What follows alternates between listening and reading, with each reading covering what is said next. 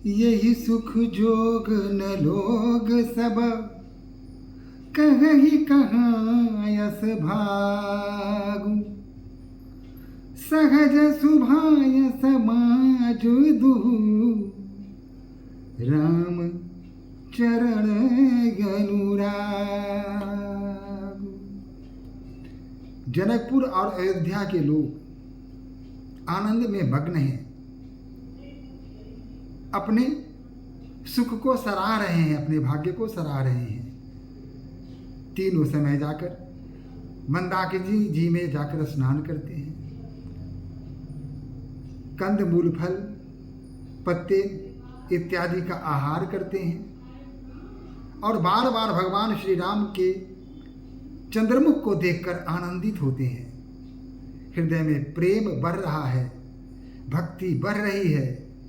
बार बार देखने के पश्चात भी आंखें बार बार देखना चाहती हैं, आंखें अघाती नहीं हैं, मन में तृप्ति नहीं होती है। बार बार उन्हें देखते हैं और आनंद के सागर में गोते लगाने लगते हैं। सभी भोले भाले हैं, सीधे साधे स्वभाव के हैं, राम भक्ति में लीन हैं, रामचरण अनुरागी हैं। कह रहे हैं कि ऐसा सुख हमारे भाग्य में कहाँ लिखा था, ये तो कृपा है विधाता की, ये तो हमारे जीवन में एक चमत्कार है जो ऐसा सुअवसर हमें प्राप्त हुआ और भगवान श्री राम के साथ रहने का अवसर मिला। सभी एक दूसरे के साथ बड़े ही स्नेह के साथ, प्रेम के साथ व्यवहार करते हैं। किसी के हृदय में किसी प्रकार की कोई कटुता नहीं है, किसी से किसी को कोई शिकायत नहीं है। सभी एक ही धारा में प्रवाहित हो रहे हैं, सभी राम भक्ति में लीन हैं। उन्हें न दिन का पता है न रात्रि का पता है, वे तो बस राम रस में डूबे हुए, राम भक्ति में लीन होकर के दिन रात उसी में गोता लगाते रहते हैं। एहि विधि सकल मनोरथ करहि, बचन सप्रेम सुनत मन हरहि। सब इसी प्रकार की मनोरथ कर रहे हैं, कल्पना कर रहे हैं। भगवान श्री राम के साथ रहने की विविध प्रकार से कल्पनाएं उनके मन में घर किए हुए हैं। एक दूसरे के साथ मीठी मीठी बातें करते हैं और उनका मन हर लेते हैं। लेकिन तभी सिय मातु तेहि समय पठाई, दासी देखी सुअवसर आई। और उसी समय सीता जी की माता जी सुनैना, रानी सुनैना अपने शिविर में विराजमान हैं और अपनी एक दासी को भेजती हैं कि जाकर पता करो कि माताएं, माता कौशल्या, माता कैकेयी और सुमित्रा ये फुर्सत में हैं, क्या इनके पास समय है, क्या इस समय उनसे मिला जा सकता है? अनुकूल अवसर देखकर तुम मुझे सूचना दो और हम उनसे मिलने जाएंगे। दासी आती है, वहां देखती है कि किसी प्रकार का कोई कष्ट नहीं है, कोई बाधा नहीं है, सभी अपने अपने में खोए हुए हैं, राम भक्ति में लीन हैं।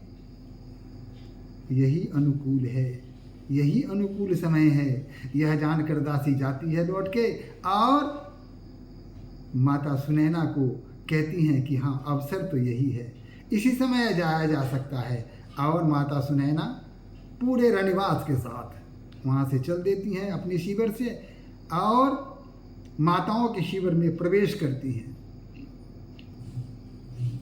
कौशल्या सादर सन्मानी, आसन दिय समय सम आनी। और कौशल्या माता ने जब देखा कि सीता जी की माता जी आई हैं, समधी आई हैं, तो आनंद की कोई सीमा नहीं रही। अत्यंत प्रसन्न हो गई, प्रफुल्लित होकर के उठी और उठते ही जाकर उनका स्वागत किया। और हृदय से लगा दिया। एक दूसरे से जा मिले, दोनों के हृदय में प्रेम हिलोड़े मार रहा था। ये सभी वहां जितने उपस्थित लोग थे सभी की आंखें सजल हो गईं। फिर माता कौशल्या ने अत्यंत आदर के साथ, सम्मान के साथ, भक्ति भाव के साथ रानी सुनैना को आसन पर बैठाया और सीलु सनेहु सकल दुहोरा, दोनों तरफ शील है, स्नेह है, दोनों तरफ। जब ही देखी सुनी कुलिस कठोरा, जिसे देखकर कठोर हृदय का व्यक्ति भी पिघल जाए।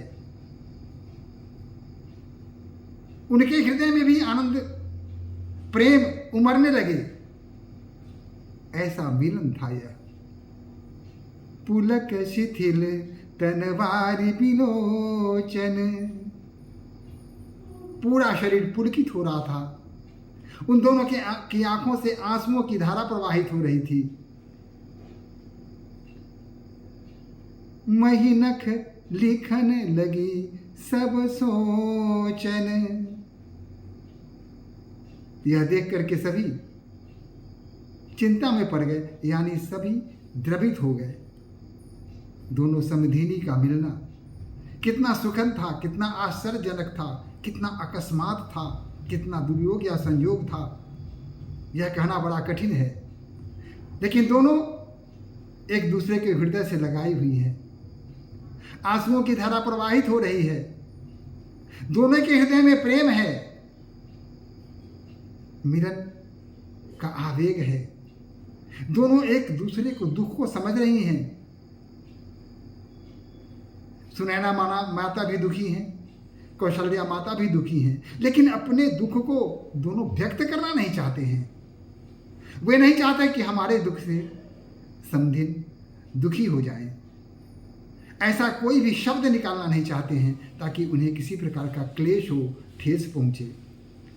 उनके दुख को बढ़ाना नहीं चाहते थे, इसलिए अपने दुख को पी करके और स्नेहमयी शब्दों में उनका स्वागत कर रहे थे। मिलन हो रहा था।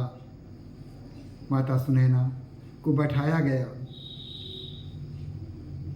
सब सिय राम प्रीति की सी मूर्ति, वहां जितने भी लोग उपस्थित थे ऐसा लगता था सिया राम की प्रीति की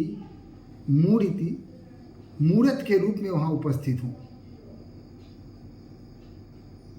वहां लोग नहीं बल्कि उनकी प्रीति ही वहां आकर के उत्पन्न हो गई हो। जनु करुणा बहुवेश विमुहूर्ति,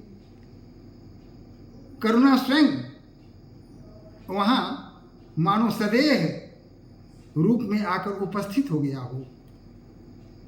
वहां जितने भी व्यक्ति थे सब का हृदय करुणा से भर गया था। सभी इस प्रेम में पग गए थे, सभी राम के प्रेम में पग गए थे। सबके मन में यह क्लेश था, दुख था, राम का वनवास क्यों हो गया, राम कैसे वन में रहेंगे। सिया मातु कह विधि बुधिया की, जो पय फेनु फोरी गबीटा की। सीता जी की माता सुनैना माँ ने कहा कि विधाता की भी विचित्र विधान है कि वो ऐसे कोमल स्थिति को, जैसे दूध का कोई फेन हो, उससे कोमल भला क्या हो सकता है, अब उसको कठोर धातु से उस पर आघात करे। विधाता कुछ ऐसा ही कर रहा है। लगता है कि विधाता की बुद्धि भी भूरी हो गई है, बालकों जैसी हो गई है। सभी दुख से दुखी हैं, लेकिन मिलन का जो सुख है उससे भी वंचित नहीं है। दुख और सुख का सम्मिश्रित भाव सबके हृदय में उमड़ रहा है। हर्ष और विषाद में सभी डूब रहे हैं। लेकिन राम वहाँ हैं, माता जानकी वहाँ हैं, इसका भी ज्ञान उन्हें है। और इसको सोच सोच के उनके हृदय में जो विषाद की भीषण आंधी चल रही है, उस आंधी को शांत करने के लिए बादलों का एक सुंदर समूह आता है। मानो रिमझिम की बरसात होने लगी, शांति की बरसात होने लगी। उस विषाद को दूर करने के लिए राम जी का सानिध्य ही पर्याप्त था और सभी राम के प्रेम में पक जाते हैं। इधर तीनों माताएं, उनकी आंखें सजल हो आई हैं। सबके हृदय में वही प्रेम है, वही वात्सल्य का भाव है। सभी आनंद में मग्न हैं, लेकिन उस आनंद में करुणा का भी रूप है, करुणा का भी एक भाग है जिससे वंचित नहीं किया जा सकता। सभी करुणा के सागर में गोते लगा रहे हैं।